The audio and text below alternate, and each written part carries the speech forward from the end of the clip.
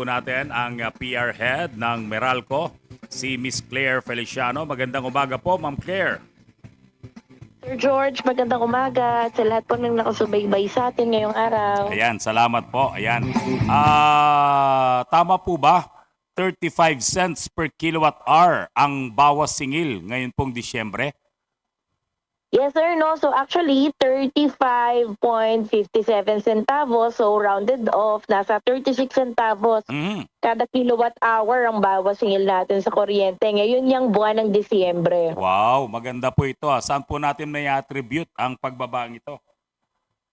Opo sir, no, good news talaga to, and we're hoping na kahit papaano makatulong itong bawas singil na ito sa ating mga customer. Itong pagbaba ng singil ngayong buwan, dahil po yan sa mas mababang transmission at generation charges.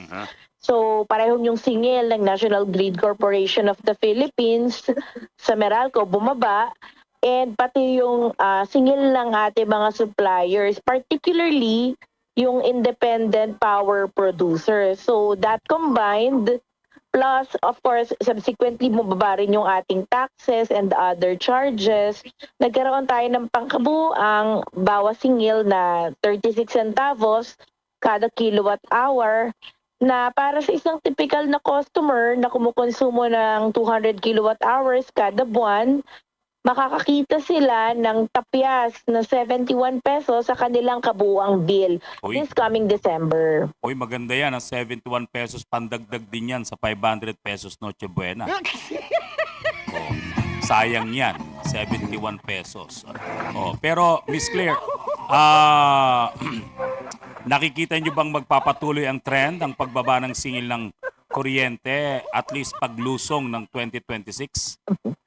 Well, actually, sa ngayon, masyadong maaga pa, sir, no, para masabi kung ano yung magiging trend pagpasok ng January. But of course, ang isa sa factor, syempre, na nakakaapekto naman sa bayarin natin buwan-buwan, bukod dito sa rate, no, ay yung konsumo. And historically naman, sir, kapag ganitong panahon, mga bare months hanggang mga January, February, yung konsumo naman ng ating mga customers relatively mas mababa yan, no? Dahil sa medyo malamig din na panahon. Ayun. Kakaunti ang gumagamit ng mga electric fan o nagpapatay na agad dahil nilalamig. Oo. Tsaka ng aircon, sir, na malakas talagang kumonsumo ng kuryente, no? Tama.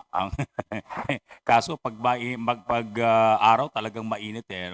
Anyway, ito pong pagbaba mula sa mga ano po bang power mix ngayon na ginagamit ng Meralco mula sa mga kinukunan nito?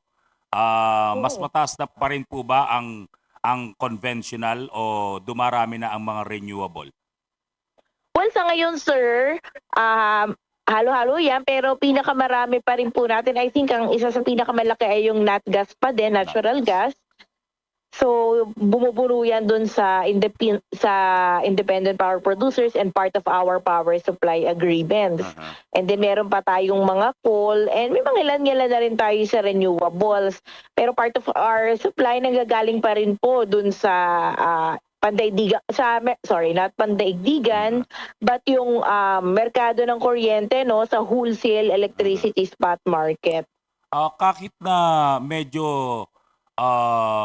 Kahit na medyo mataas ang halaga ng dolyar laban sa piso, baliktad, bumababa ang presyo ng kuryente, paano po kaya yun? Actually, sir, tuwing humihina ang piso kontra dolyar, nakakaapekto yan, no? Tumataas kasi yung costs ng ating mga suppliers, karamihan dyan, dollar denominated. Dahil alam nyo naman, no, yung fuel natin dito sa Pilipinas, imported yan.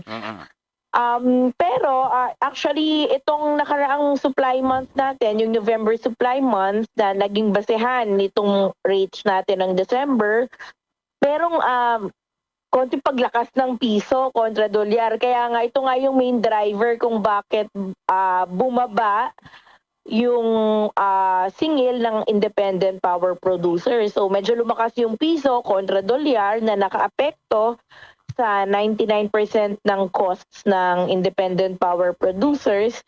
Bumaba rin yung presyo ng natural gas. at nag-improve yung plant dispatch nitong mga to. Ito yung for November supply month, sir, no? Pero syempre, I think ngayon ngang December medyo humihina na naman, no? Mhm. But hopefully, kung hindi naman po yan magtutuloy-tuloy, we have to look kasi for the entirety of the supply month. And usually, kung magkano yung closing Mhm. ng piso nung huling araw ng ating supply month, yun yung nagiging basehan po Mhm. ng computation. So hopefully, no, meron pa tayong mga ilang buwan kung makaka-recover ang piso, certainly makakatulong yan ulit sa pagbaba. rates natin. Yan. Correct, tama kayo, sir. Yun, yun ang maganda dyan. Teka, sa mga siniservisyon po ng Meralco, meron pa po bang mga major maintenance operations kayong ginagawa o lahat po'y all systems go na ngayong magpapasko? Yun namang maintenance schedules natin, maintenance activities, tuloy-tuloy po yan, sir, no, year-round, except kapag may mga critical events, like for instance, nung nagkaroon tayo ng halalan, kapag ganun, bawal pong maintenance schedules, no. Pero ngayon, tuloy-tuloy po yan. Hindi naman po sobrang tagal itong mga maintenance schedules natin.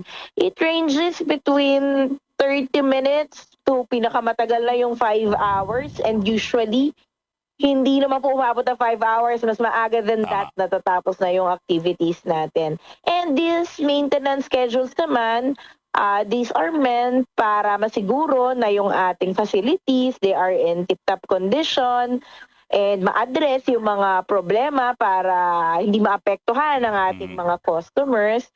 And nako-coordinate naman natin yan, no, ahead of time sa ating mga customers through Yes. their barangays o kaya through their HOAs. So, we hope, no, kapag may mga ganyang naka-schedule, konti pangunawa lang Tama. sa ating mga customers. And ano rin po yan, no, naka-post yan sa ating mga social Oo. media pages. Actually, in-announce ko yan nung Monday, early part ng program, yung mga lugar kung saan may mga maintenance, and as far as Parañaque, Bulacan, ganyan. May mga meron, mailan-ilan. weekly, sir. Weekly, Oo. nagbibigay tayo ng schedule, Tama. for the following week, mga Thursday nagsisimula, pinapublish na natin. Pero yung coordination yan earlier, mga 3 weeks before po, nako-coordinate natin yan dun sa mga barangay at saka mga homeowners association. Tama, mabuti naman. Pero ito ma'am, baka naman magwaldas sa mga kababayan natin ng paggamit ng kuryente ha. Ang paalala po, patuloy na paalala ng Meralco. Please go ahead. Correct. Tama kayo, sir, no? Patuloy pa rin ang pagpapaalala namin sa publiko na ugaliin natin ang masinop at syempre ligtas na paggamit ng kuryente, lalo na ngayong panahon ng Kapaskuhan, syempre para masaya, no, at ligtas itong ating mga pagdiriwang. Mas mahalaga kapag ganitong panahon din, i-practice natin, no, yung electrical safety dahil usually marami tayong mga ginagamit na Christmas decors na gumagamit ng kuryente. Yan. Anyway, yan. Maraming salamat po, Ma'am Claire. At ingat po kayo palagi. Merry Christmas po sa Meralco. Maraming salamat din, Sir George, sa oportunidad na ito na makapaghatid ng good news. And magandang umaga po sa inyo. Merry Christmas. Good morning, good morning. Oy, kumusta kay Sir Joe Zaldariaga? Thank you. Yes, of course, sir. Thank you. Si Miss Claire